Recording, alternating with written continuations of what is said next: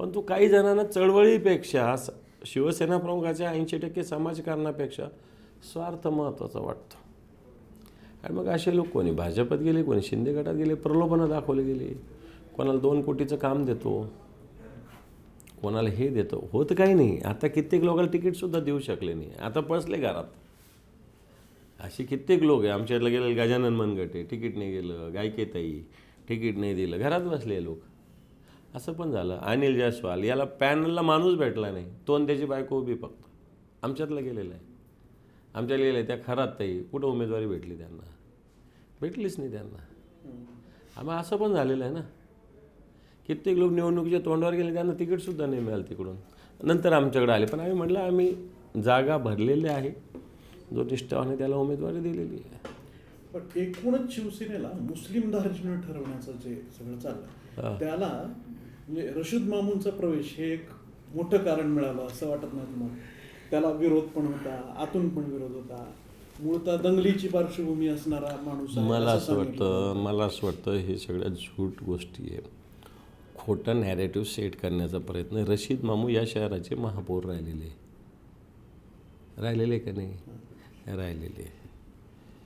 सगळ्यांबरोबर राहिली. ती भारतीय जनता पार्टीबरोबर राहिली आणि आमच्याबरोबर पण राहिलेले आहेत. या रशीद मामू या शहरात सामाजिक कार्यात अग्रेसर आहे, गणेशोत्सवात अग्रेसर आहे, शिवजयंतीत अग्रेसर आहे. कोणतं त्यांनी काय केलं? म्हणजे यांच्याकडे गेला मुसलमान तो एकदम पाक आहे, पवित्र आहे ना. आमच्याकडे आलेला मुसलमान पाकिस्तानी आहे. ही भारतीय जनता पार्टीची पद्धत आहे. कोणतंही मला दाखवा ना. नुसतं म्हणता तुम्ही पण लोक, ज्याला मला उदाहरणाचे दाखवा. कोणी म्हणलं हा असा आहे तसा आहे तर ते समजायचं का? पोलीस रेकॉर्ड चेक करा ना त्याचा, काय प्रॉब्लेम आहे?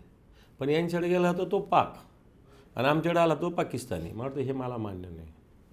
नाही, हे म्हणणं तुमच्याच पक्षातल्या नेत्याचं असल्यामुळं असू द्या ना, असू द्या. मला असं वाटतं दंगलीत होते, समान नागरी कायदा, बाकी या सगळ्या गोष्टी. दंगलीत असणं काय झालं? आता आम्ही दंगलीत होतो म्हणून काय झालं? समान नागरी कायदा ठीक आहे, कुठे झाला समान नागरी कायदा?